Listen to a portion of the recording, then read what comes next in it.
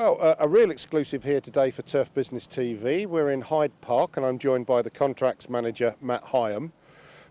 Matt, we've been having a look this morning at a new piece of kit from Campey called the Alltrec. What are your thoughts? Yeah, no, we've had a little try of it, and yeah, it's really good. It's nice and quiet. I think it would be really suit the park itself here, because obviously people come to the park to enjoy what's here, the nature and whatnot, and I think, yeah, it'd just be really suit it.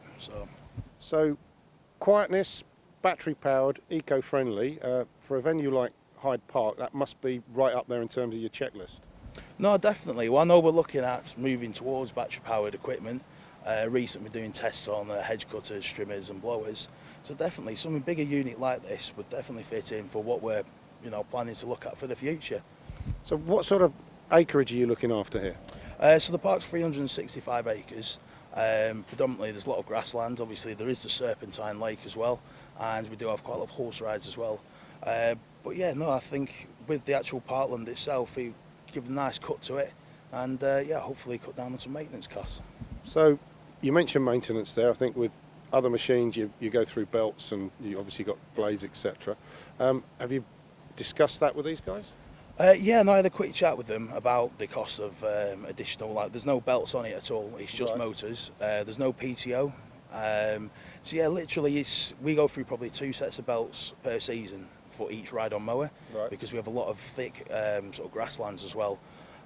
So no, definitely you really cut down the cost on that. Each of the motors as well, they were saying they stop independently. So if there is a blockage, instead of them keep running, burning out, they will literally just stop, and the others will keep going, and it'll activate and let the driver know. So you're really looking at it for mowing, but I think there are other attachments I think that you've had a look at this morning as well. Yeah, we've had a look at the heat attachment this morning for weeding. So it's basically a hot heat treatment to burn the weeds and reduce the weeds, which would be quite effective, and especially some areas of the horse ride that we have, because the hand weeding of that can take a long time. It's the most effective way we've got at the moment without using any sort of pesticides, which we're trying to sort of stay away from generally. Within the business, it's the same. And in terms of your working patterns, is the battery life on these going to fit with the way you work? Yeah, well, the guys work between, usually 8 hours a day is a standard day. Some days we have events, we'll start a little bit earlier, do a few extra hours overtime. So it's an 8-hour battery, which, yeah, I think would definitely suit the guys.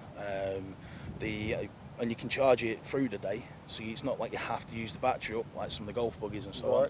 So you can literally put it on charge even if it's half used, so that's good. Okay. So it sounds like it's going to fit that application. How many mowers are you actually running in terms of equivalent kit? So we've got 2 ride-on mowers at the moment. We've got a John Deere and we've got a Ranson's Batwing. And we've also got the bigger mower, which is behind the tractor. But yeah. It's not just grass you look after here, is it? What else are your responsibilities? So basically, OCS, we have the whole contract for cleansing and for basic grounds maintenance. So we look after the grass, we look after the bedding, or the shrub beds, anything green really. We don't touch the trees, that's a separate contractor. But yeah, we also do obviously street cleaning. We make sure the gullies are emptied twice a year. So it's quite a contract that we have here, And in terms of how tight you have to be on things like environmental controls, we're in a city, a big city. How many hoops are you having to jump through and make sure that things are done right for the environment? Yeah, no, it is a big challenge. I know all the guys, one of the Toolbox talks to them recently is on carbon footprint, which we are trying to encourage, more environmentally friendly activities when they're working, etc. Like I say, we've been looking at sort of more eco-efficient machinery, but I know the parks there really want to push it forward, and obviously with what's going on in the world at the moment, we want to follow alongside that and introduce more electric vehicles into our fleets eventually. So yeah. Okay. Nice. So something like this is going to fit the bill, you think? Yeah, definitely. I think it really will fit the bill. It's the maintenance costs look good on it. It's really quiet, as you can hear behind. There's nothing at all. Even when it's cutting, all you can hear is the blades. There's no other noise than just literally the blades cutting as you would normally. But it's definitely a lot quieter than any other kit that we have.